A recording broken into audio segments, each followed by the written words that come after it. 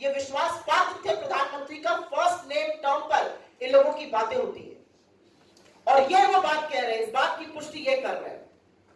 मैं आपसे दरख्वास्त करती हूं कि एक बार 2019 14 फरवरी को याद करिए।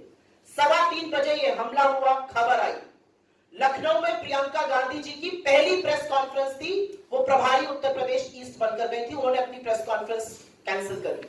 राहुल गांधी जी का एक भोज था G20 राजनयिकों के साथ, उन्होंने वो कैंसिल किया।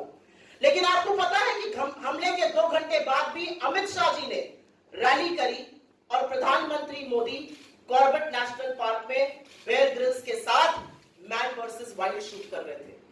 और ये शूट रुका नहीं, ये शूट शाम को लगभग 7 बजे तक चलता रहा, जिसके बाद सत्यपाल मलिक जी का ये कहना है कि उन्होंने सत्यपाल मलिक जी को फोन किया और पूछा क्या हुआ, और जब गवर्नर ने असलियत से उनको वाकिफ कराया कि ये हमारी लापरवाही के चलते, ये हमारी नाकामी है, एक गवर्नर को कहा गया तुम चुप रहो।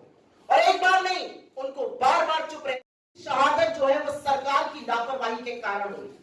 और इसमें जो दूसरी लाइन है, उसमें जो पहले व्यक्ति है पंकज त्रिपाठी जी, वो मेरे गृह क्षेत्र महाराजगंज से आते हैं।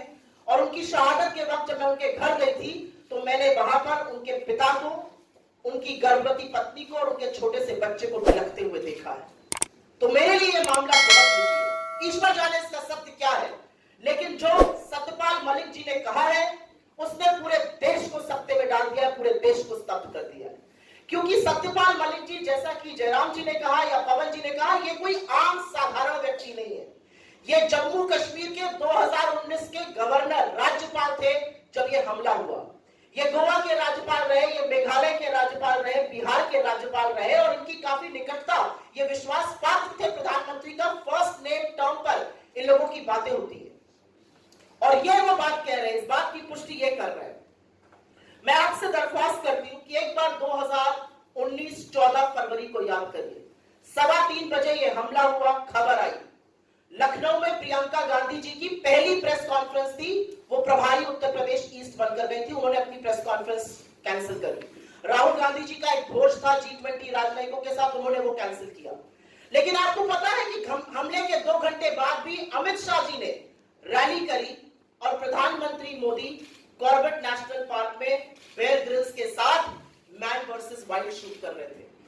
और ये शूट रुका नहीं, ये शूट शाम को लगभग 7 बजे तक चलता रहा, जिसके बाद सत्यपाल मलिक जी का ये कहना है कि उन्होंने सत्यपाल मलिक जी को फोन किया और पूछा क्या हुआ, और जब गवर्नर ने असलियत से उनको वाकिफ कराया कि ये हमारी लापरवाही के चलते, ये हमारी नाकामी है, एक गवर्नर को कहा गया तुम चुप रहो। और एक बार नहीं, उनको बार बार चुप रहने की धमकी दी गई, और यह भी साथ में कहा गया अगर तुम कश्मीर पर बोले, इस मामले पर बोले, तो मैं तुमसे मिलूंगा नहीं। यह सच जानना जरूरी है। और जैसा कि आपने इसमें देखा, जो हमने वीडियो चलाया था, 2500 सीआरपीएफ के जवानों को जम्मू से श्रीनगर जाना था, 5 विमान की दरख्वास्त करी गई थी, उसको तत्कालीन गृह मंत्रालय ने, गृह मंत्री राजनाथ सिंह ने रिजेक्ट किया था। और यही सच, अगर यह ना होता तो यह आतंकी जो साजिश थी ये नाकाम हो जाती। कुछ ज्वलंत सवाल है और यह सवाल आपके सामने इस मंच से उठाने जरूरी है। सीआरपीएफ के जवानों को हवाई रास्ते से क्यों नहीं ले जाया गया? मोदी सरकार ने उनको एयरक्राफ्ट देने की अनुमति क्यों नहीं दी? यह पहला सवाल है, और इस सवाल का जवाब आज देश मांग रहा है, क्योंकि देश का ये 40 परिवार आज जानना चाहते हैं कि उनका जवान बेटा, उनका पति, उनका पिता क्यों शहीद हुआ, उसको एयरलिफ्ट क्यों नहीं किया गया? जैश की धमकी को, जैश ए मोहम्मद जिसने इसकी रिस्पॉन्सिबिलिटी ली, ये दूसरा सवाल है, उसकी धमकी को नजरअंदाज क्यों किया गया? और बाकी रिपोर्ट्स बताती है कि 2 जनवरी 2019 से लेकर 13 जनवरी 2019 के बीच में 11 इंटेलिजेंस इनपुट्स थे कि ऐसा एक आतंकी हमला हो सकता है। उसके बावजूद भी 78 गाड़ियों के काफिले को, ये एक या 2 गाड़ियां नहीं जा रही थी, सीआरपीएफ की 78 गाड़ियों के काफिले को सड़क के माध्यम से जम्मू से श्रीनगर ले जाया जा रहा था जब अवंतीपुरा पुलवामा में यह कांड हुआ। क्यों इंटेलिजेंस इनपुट्स को और क्यों जैश की धमकी को नजरअंदाज किया गया?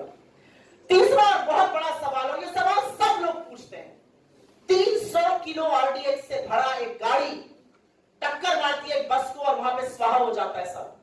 300 किलो आरडीएक्स बॉर्डर एरिया में आई कैसे? और जो गाड़ी उसको लेकर आई वो एक आर्टीरियल रोड से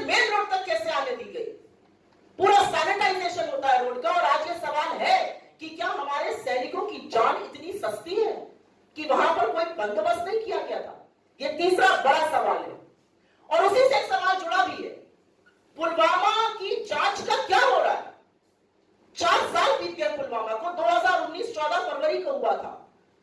हम 15 अप्रैल 2023 में बात कर रहे हैं। इस जांच का क्या हुआ? कब पता चलेगा आरडीएक्स, कब पता चलेगा रोड सैनिटाइजेशन के बारे में? चौथा बहुत महत्वपूर्ण सवाल, सतपाल मलिक जी ने अपने इंटरव्यू में साफ तौर से कहा है कि उन्होंने प्रधानमंत्री को बताया कि गृह मंत्रालय ने रिजेक्ट किया था, उनको चुप रहने को कहा गया, तुम चुप रहो। और यही तुम चुप रहो नेशनल सिक्योरिटी एडवाइजर, राष्ट्रीय सुरक्षा सलाहकार श्रीमान डोवल जी ने भी उनको दिया। तो इनकी क्या रिस्पॉन्सिबिलिटी है? तत्कालीन गृह मंत्री राजनाथ सिंह जी की या डोवल जी की क्या रिस्पॉन्सिबिलिटी है? इनकी जिम्मेदारी कैसे, कब, कौन तय करेगा?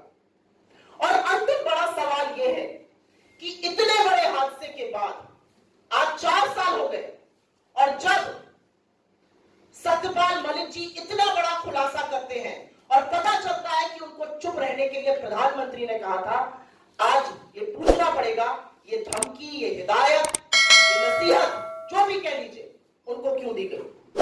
और अंत में मैं सिर्फ इतना कहना चाहती हूं कि जो सर्टिफिकेट बांटते फिरते हैं देश प्रेम का, देशद्रोह का, अगर ये देशद्रोह नहीं है, अगर ये 40 लोगों की शहादत और बेयर ग्रिल्स के साथ ये फोटो एक साथ देशद्रोह नहीं है, तो देशद्रोह क्या है? मैं जयराम जी से कहूंगी कि वो इसको आगे की कार्रवाई की जाए। शुक्रिया।